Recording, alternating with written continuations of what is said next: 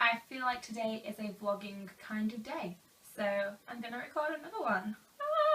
Anyway, so I decided that I'm going to do a video about my best memories and magical moments over this summer. So yeah, I've kind of made a list. I made a list this time, so that I know what I'm actually saying. So yeah, I'm just going to go through them, and if they need an explanation, I will give an explanation. So yeah, I've got down the first time I saw Wishes. I think that's a magical moment for anybody really. Also, watching Wishes from the top of Astro Orbiter. As a Tomorrowland cast member, during your training you're supposed to do it, but I never got to do it during my training. But yeah, basically everyone in Tomorrowland has got to watch Wishes from the top of Astro. If you've been to Disney World, Astro Orbiter is like kind of like Dumbo and everything else, but it's really high up. It's like on top of another ride. So the view from on top of there is amazing. You can see the castle, and you can see right over Fantasyland to where the fireworks are actually let off. So yeah, and you can even see Tinkerbell going all the way down off to Neverland. Not to ruin any magic for anybody. So yeah, one night when I was working, I was on strollers, so I pleaded with the coordinator who was on duty, because we all knew him and we were all friends. I was like, please take me, because he said that he was going to go watch it from up there, and I was like, just take me with you, please. So yeah, I got to go and watch Wishes that night. It was near the end of my programme as well, so that was really cool. I'm so glad that I got to do that before I left. Also, the last time that I watched Wishes, hopefully it won't be obviously the last time that I ever watch Wishes, but even though it kind of felt like the end of my summer watching that for the last time with Becky after our big 24-hour challenge. So yeah, that was kind of sad. I'm surprised I didn't cry, but I didn't. I managed to keep it together. But yeah, just watching it and knowing that that was the last time I was going to see it that summer after such an amazing 10 weeks was really, really heartbreaking, but amazing as well. What else have I got? Yeah, the time that we used Magic Kingdom Riads on Toy Story Mania. When a ride breaks down or anything like that, if you're at a certain point in the queue, they will give you a readmission fast pass, which can be used on any other ride. It's just like a free fast pass that you can just go and use at any point. And as I worked on a ride that had fast pass, people would give you them to go on the ride. So if you were at Merge collecting fast passes, they have an expiry of about 2 weeks on them. So people would just keep them, and then you could use them to get on the rides when you went in as a guest, which was kind of like a perk of the job, really. I don't think they'll be doing that. Won't be able to do that anymore though now because of the magic bans, which kind of sucks. But I'm glad that I did get to do that while fast passes were still there. So yeah, and they are only for use in Magic Kingdom. Each park has their own. And we were riding on, I think we were waiting in the single rider queue, yeah, to go on Rock and Roller Coaster, and we saw them using the Riads for Hollywood Studios. We'd been told Hollywood Studios didn't have the Riads, so we decided that we would try and use our Magic Kingdom Riads to get on Toy Story Mania.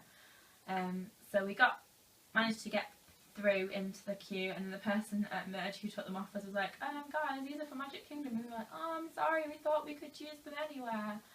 And they let us on with them, so that was really cool. And yeah, it was fun. So we got quickly on Toy Story Mania. The time we went to Universal and got free express passes, got to ride Harry Potter twice, and snuck into Minion Mayhem. Yeah, that was a really cool day. The first time that we went to Universal, we went to Islands of Adventure in the morning, and we went round, did all the rides. We queued up for about an hour and a half for Harry Potter, and while we were on it, it stopped for about 10 seconds. So we got off and we were a bit like, oh, it stopped. So they were like, oh, just go around and ride it again. So we got to ride it twice, which is pretty cool. Then it got to about 4 o'clock, maybe 5 o'clock, and we decided that we would go over to Universal Studios. So we went straight over to the Mummy, which said it had a 20-minute wait. We figured actually 20 minutes was the walk from the entrance to the actual ride, because there was no queue at all, but it did take about 15 minutes to walk to the ride. So while we were on it, we were like, can we just go again rather than walking around? And they're like, yeah, why not? So we got to ride again and go in the front row, which was cool. We then went and queued up for Rip Ride Rocket. It had a queue of about 15 minutes. We got to the very front, literally about to get on the ride, and the ride broke down and had to be emergency evacuated and everything. So they were just sending people out of the queue, and I was kind of like, I don't just want to leave and not get any kind of compensation. So I just talked to one of the not cast members, but I don't know what they call them there, one of the employees, and asked them if there's any way that we could get like a fast pass to come back later so that we could just come straight on rather than queuing again, considering we'd already queued once. And she told us that she wasn't able to do that, but she could take us straight on to any other ride in the park. So we decided to try and go for Transformers, as it had only just opened and the queue had been like 2 hours all day. And she was like, oh, I'll see what I can do. So she got us into the express line for that, so we waited about 5 minutes instead of 2 hours, which was amazing because it had opened literally 2 days earlier. Yeah, so we carried on, we had some food, went on a couple more rides. Another ride that we'd avoid was Minion Mayhem, because that had a 2-hour wait all day as well. As we were leaving the park at 10 o'clock, when it was closing, we noticed that the queue was literally about to go inside the building, which is kind of like their pre-show area. And we saw people were like skipping under the line because they had a few places left in this last show, like it wasn't full. So we managed to skip our way in and just go straight in at the end of the night because the show wasn't full. So that was really cool as well. So that's two 2-hour waits that we managed to miss just by being really sneaky. So that was a really good day. I think that's all that happened on that day. Yeah. And another time that we went to Universal as well, we went to guest relations because I was upgrading my 2-day ticket to an annual pass because I hadn't brought my proof of Florida residency with me the first time, so I would have had to pay like $50 more. So I went and upgraded my ticket, and while I was there the guy gave us a free express pass. So we got to go on, we decided we were going to use it for the Simpsons 4D ride, but when we got to the queue the guy never scanned it, so we decided we'd use it again. We used it for Transformers. We got 2 rides out of the 1 fast pass. That was quite cool as well. What else have I got? Oh my gosh, I'm sorry. I'm uncomfortable. With the day that we pretended it was my birthday, we were going to be our guest, and we knew that you only got like the grey stuff at the time if it was like a special occasion. So we pretended it was my birthday, we got birthday badges, I walked around Magic Kingdom and got like special treatment all day. I had like every cast member in the park wishing me happy birthday, which was really weird. And we got to be our guest and we got the grey stuff, and I got a birthday card of Belle and the Beast, which was really cool. Now I know, like I think it was after some of this introduced a thing where now you can actually just buy the grey stuff, but at the time it was really special and nobody else could get it unless it was like a special occasion. So we were really glad that we did that. And it was free! Yay! What else have I got? Playing Spot the British Person. Me and this American guy called Eric used to play this game when we were both on like Unload or like Greeter, where we would try and spot the British people like without hearing them, just by looking at them and how they acted and how they dressed. And most of the time we were right. Like afterwards we would have to try and prove it to ourselves by asking them something so that we could hear their accent and see if they were British. But yeah, it was quite a fun game to try and play. Putting on funny voices when stealing at COP. When you're at Carousel of Progress, when you're working there, you have to do a short like speech at the beginning of every show. And so to liven it up for yourself, sometimes we did like funny voices. I generally just went for a really posh British person.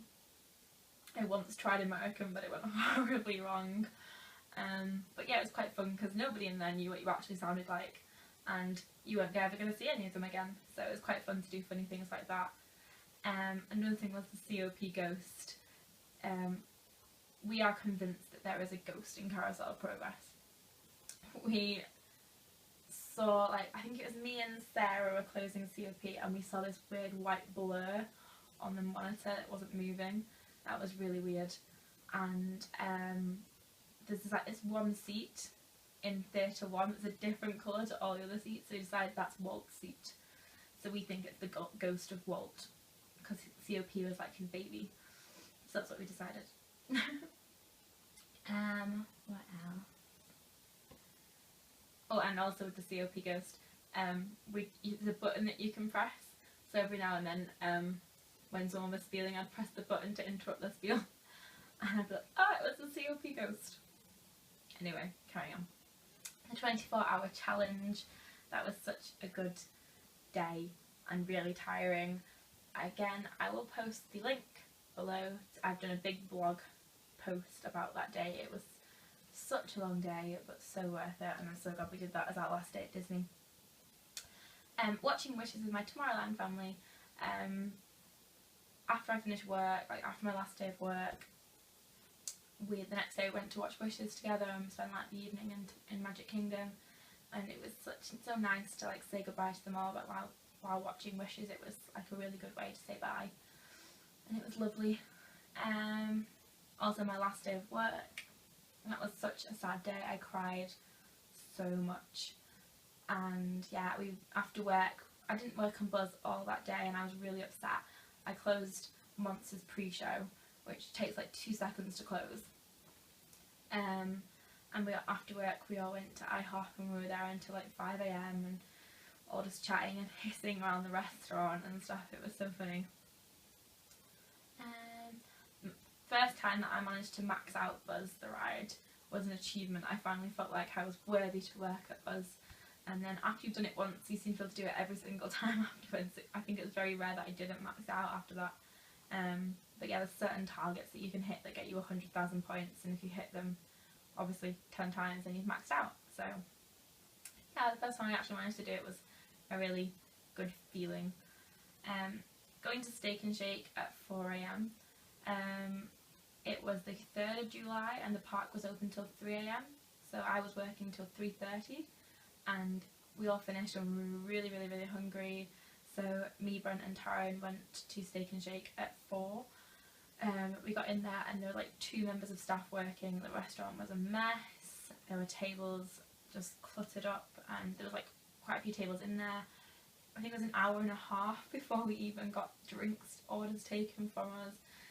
So yeah, we were in there till like gone 6 AM in the end, and we got home and I was just shattered, but it was a really, really funny night in some ways, because we were, yeah, it's just kind of like a weird night that will stay with me, I think. Seeing Monsters from the Green Room. If you've ever seen the Laugh Floor show, it's done by like special voice actors who do the characters. So I got to watch from their perspective and see how they choose people and everything like that, and it was really good to watch. If you ever go there and ask the cast member if you can be picked, we have no control. No control. But yeah, just try and not be picked and you're probably more likely to be picked. That's what I would say. Being picked to dance in Monsters.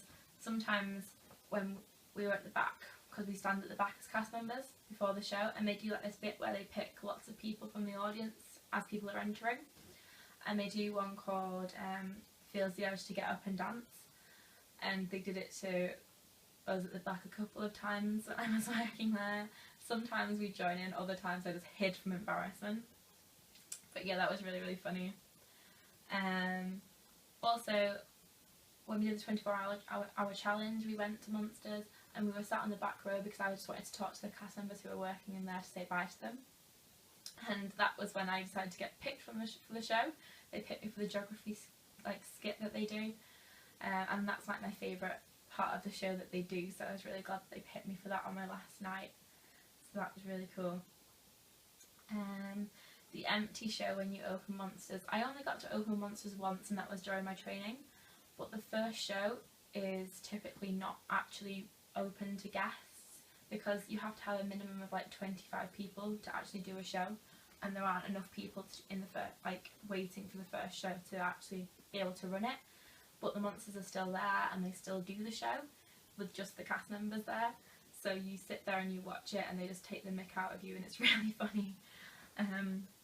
And yeah, that was after that we went to go and see them do the show as well. So we were just like, oh, we saw you before, and they're like, how did you know it was us? And we were like, because you accidentally said your real names. And they're like, oops.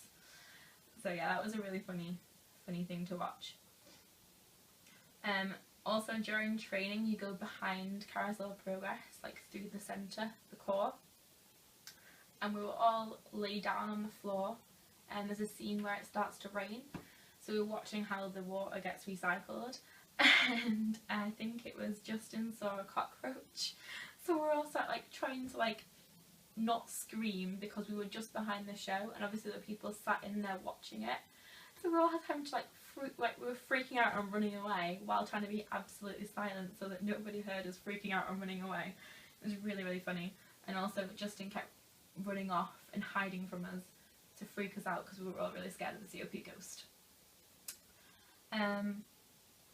Yeah, we used to get rides home off this guy called Brent, who is lovely, but he drives like a maniac, like an actual insane person.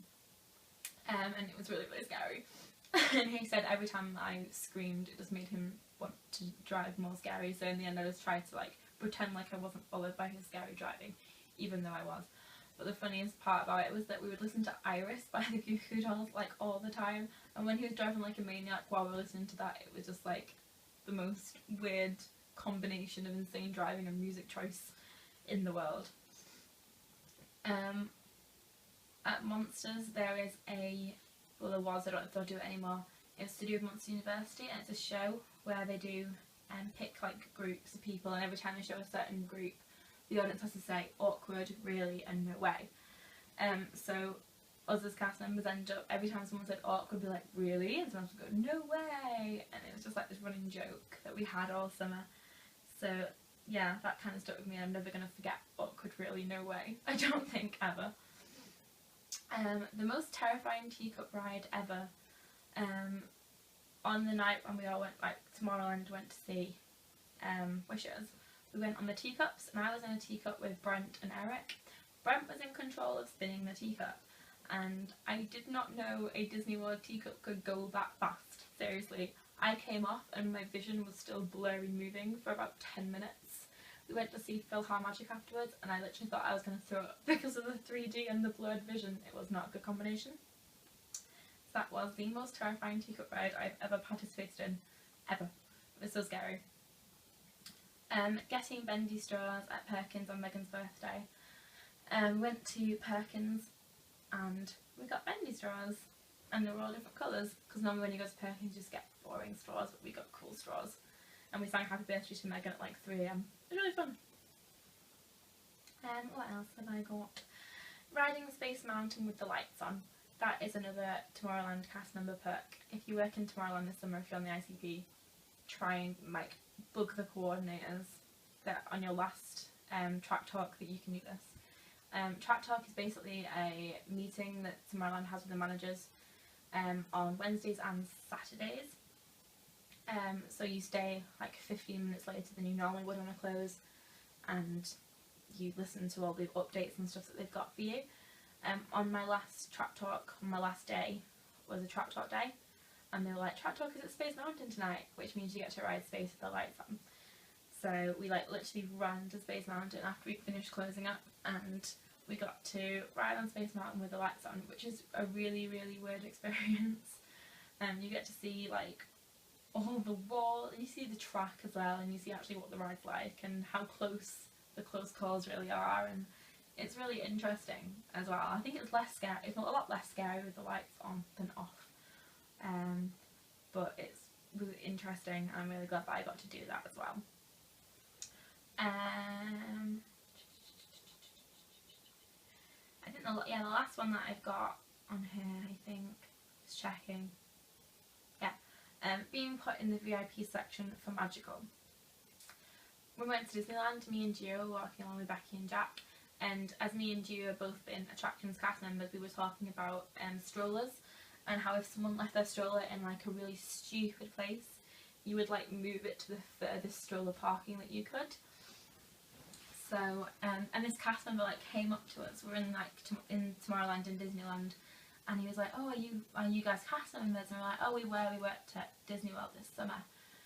And he was like, "Oh, that's so cool." So we like talked about it, and he would say if someone left a stroller in a stupid place, they could actually, they're allowed to walk between lands, which we're not allowed to do. So he would like take it to Adventureland, and I was like, that's insane. So yeah, we were chatting about that, and he gave us like rider switch passes to go on Star Tours later on, so we could go on Star Tours. And he asked us if we were going to go see Magical, and we were like, yeah, we've not seen it before, we're going to go and see it now. And he was telling us how it was better than Wishes, and we were like, no way, it's not better than Wishes, we don't believe you. And he was like, hang on guys. So then he got his like friend who was doing like pack, they don't call it pack, but he's doing a pack shift, to like take us to the VIP section. He's like, oh, you're probably going to have to stand up in the VIP section. We're like, that's fine, we'll stand up in the VIP section. The VIP section is literally at the front of the hub, like in the very, very centre bit, so you're not like right in front of the castle, but you're far back enough that you can see the fireworks, literally just in front of Walt's statue. So yeah, he put us in there and we stood up, and they're like, actually guys, we've got seating room, you can sit down. So we got to sit down and on like special seats and watch Magical, which was a really cool experience. I do still think Wishes is better, but yeah, it's still really cool, and it was really nice to watch it from such a like special place almost. And we saw a couple get engaged during it as well, which was really cute.